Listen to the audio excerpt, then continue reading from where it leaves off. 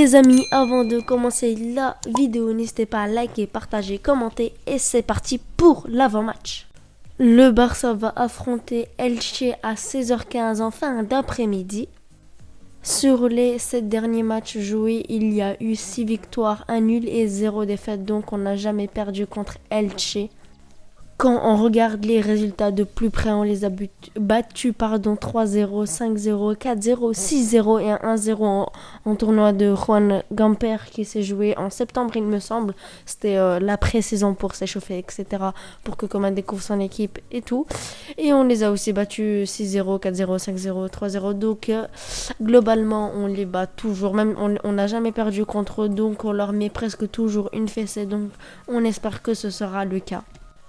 Quand on regarde leur dernier match, c'est pas fameux. Un match nul, 2-2 face à Valladolid, une défaite 3-1 face à Getafe, une défaite 1-0 face à Athletic Bilbao et un nul face au Real Madrid et également un match nul 2-2 face à Osasuna. Donc ils sont vraiment en difficulté, ils ont du mal face aux petits aussi, face aux gros, mais ils ont quand même réussi à arracher un match nul face à la Real Madrid. Donc c'est pas rien. Mais voilà, donc les résultats sont pas fameux. On va regarder leur classement maintenant. Quand on regarde le classement de plus près, on voit bien que Elche est 18e. Donc, ils viennent de monter en première division cette saison. Donc là, ils vont essayer de se maintenir. Ils vont sûrement tout donner pour chercher des points. On ne sait pas. Peut-être ils vont être motivés pour essayer de nous battre ou voire de chercher un petit point. Nous, on est 3e avec 34 points, on a 3 points de retard sur l'Atlético de Madrid et on est complètement derrière par rapport à l'Atlético de Madrid. Donc il va falloir absolument s'imposer. Car si on ne ressort pas de ce match avec les 3 points, ça va être complètement foutu pour la Liga. Déjà que là, j'ai l'impression que c'est complètement foutu. Donc voilà, il va falloir s'imposer pour au moins prendre la deuxième place du Real Madrid. Alors maintenant on va parler de quelques points sur le match. Donc première chose, il va falloir être solide sur les coups de pied arrêtés. On a bien vu qu'on a eu beaucoup de mal par exemple face à Cornelia ou la Real Sociedad ou encore l'Athletic Bilbao. Donc il va falloir être solide, il va falloir être concentré parce que sinon ça va être foutu pour nous aussi. Parce qu'on a vraiment énormément de mal. Même face à une équipe de 3e division, on avait énormément de mal et on a failli se prendre un but sur des corners ou des coups francs. Donc il va falloir rester concentré. L'anglais s'il joue, il doit être concentré parce que c'est vraiment une catastrophe.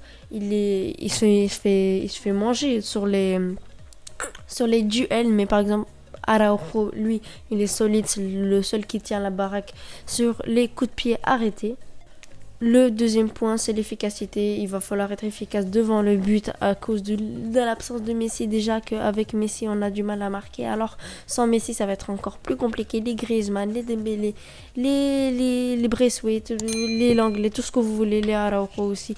Tous les joueurs, s'ils ont une grande occasion, ils doivent la marquer. Par exemple, Braithwaite qui a été en difficulté face à Cornelia, une équipe de 3e division, il a été nul carrément.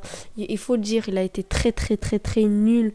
Et devant le but, il ratait des occasions monstres. Griezmann aussi. Dembélé qui est à peine rentré, il a marqué un but. Donc lui, Dembélé est plutôt bon dans l'efficacité.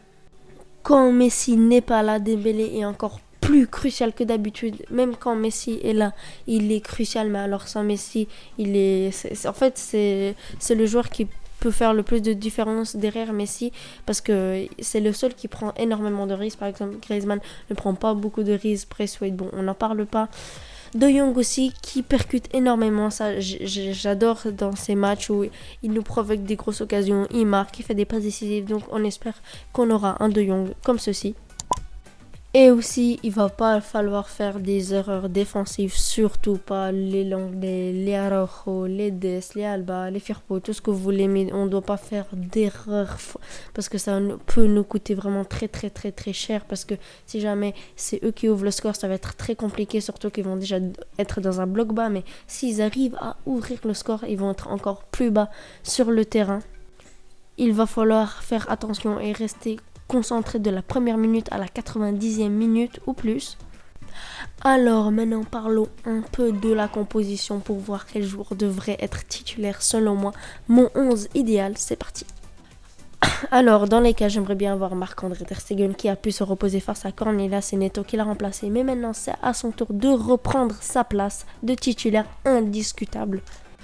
Comme charnière centrale, j'aimerais bien avoir Araujo et Mingueza ou Araujo et Umtiti. Je pencherais plutôt sur Umtiti parce qu'il s'est reposé. On a vu qu'il a fait un bon match face à je sais plus quelle équipe. Je pense que c'était... Je sais plus, franchement, j'ai pas envie de vous dire des conneries. Il avait fait un bon match. Mingueza qui a énormément enchaîné sur le côté droit, qui a joué les prolongations. Il a vraiment trop joué. Mais si jamais Umtiti n'est pas prêt à jouer à cause d'une gêne ou quelque chose comme ça, Mingueza, j'ai envie qu'il prenne sa place. J'ai envie de l'anglais sur le banc parce que voilà, il nous fait trop d'erreurs. On voit qu'il n'a pas confiance. Il est catastrophique dans les duels. Il est catastrophique tout court en fait. Il fait énormément d'erreurs. C'est juste Araujo qui le sauve. Si on n'avait pas Araujo, les amis, on se ferait massacrer clairement. Heureusement qu'on l'a, les amis. À droite, j'aimerais bien avoir Dest. Je suis pas sûre s'il est prêt. Mais si jamais il est prêt, bah, il jouera. Si Sergio Roberto, je pense qu'il sera pas prêt. Il sera disponible la semaine prochaine. Donc, si Dest, malheureusement, n'est pas disponible, on devra aligner Mingueza. Il va falloir faire du bricolage. Mais si jamais il est titulaire, ce sera vraiment une bonne chose. Il pourra combiner avec les ailiers, ça il aime bien faire. En plus, il ne sera pas tout seul sur son côté droit. Par exemple, quand on a un Messi ou un Griezmann qui est à droite, bah, il se retrouve tout seul parce que Messi et Griezmann ne sont pas des ailiers. Ils piquent souvent dans l'axe, donc Dest doit faire les efforts défensifs et offensifs et ça c'est très compliqué pour ce joueur. En plus qu'il est jeune, il a 19 ans, donc on espère qu'il sera titulaire avec un ailier. À gauche, Jordi Alba, bien sûr, puisque Firpo n'a vraiment pas de niveau, il a été catastrophique. Et Jordi Alba a pu se reposer, même s'il a fait une performance catastrophique en finale de Supercoupe d'Espagne. Mais bon, on n'a pas le choix. J'espère qu'il fera un bon match. Il a pu se reposer, donc il n'y a aucune excuse. J'espère qu'il fera les efforts défensifs. Mais offensifs, il les fait toujours. Mais défensifs, il va falloir qu'il reste concentré, qu'il couvre en défense. Parce que des fois, on se fait avoir en contre-attaque, puisque il reste un peu comme un ailier gauche et le côté gauche est complètement vide. Donc voilà, il va falloir qu'il fait les replis défensifs. En pointe basse, j'aimerais bien voir Sergio Busquets. Busquets qui a fait une très bonne rentrée face à Cornelia. Il a pu tenir le jeu, il a pu garder la balle. Et aussi, également, il fait des bonnes rentrées quand il est titulaire. Il est correct, il apporte énormément dans le jeu. Pjanic, en vrai, c'est pas vraiment un 6 ni un 8. C'est plutôt un joueur de double pivot. Et en plus, face à Cornelia, il a fait un mauvais match. C'est vraiment grave de faire un mauvais match face à une équipe de 3ème division. Donc, je le veux sur le banc. C'est bien beau de parler sur Insta, sur Coman, etc. Mais s'il fait pas de bons matchs, c'est normal qu'il est sur le banc. Et je le veux sur le banc. Et Busquets titulaire qui reprend sa place petit à petit. Et surtout la confiance des joueurs parce que tout le monde le voulait sur le banc. Mais maintenant qu'il refait des bonnes performances, il est monté en puissance. Donc maintenant, il remérite d'être titularisé. Et dans nos deux relayeurs, Pedri González et Frenkie de Jong. Donc Pedri, parce que bon, il est rentré face à Cornelia, mais il a quand même pu se reposer. Je pense qu'il a joué 40 minutes, quelque chose comme ça. Donc il a pu quand même se reposer 40 minutes. C'est pas énorme. En plus, il a une bonne condition physique. Même, on a l'impression qu'il est cramé, mais il continue à courir et il se blesse pas. Donc c'est vraiment parfait. Il a une bonne condition physique. Il se fatigue pas. Donc il pourra enchaîner. Surtout que ce match est primordial pour continuer à lutter en Liga.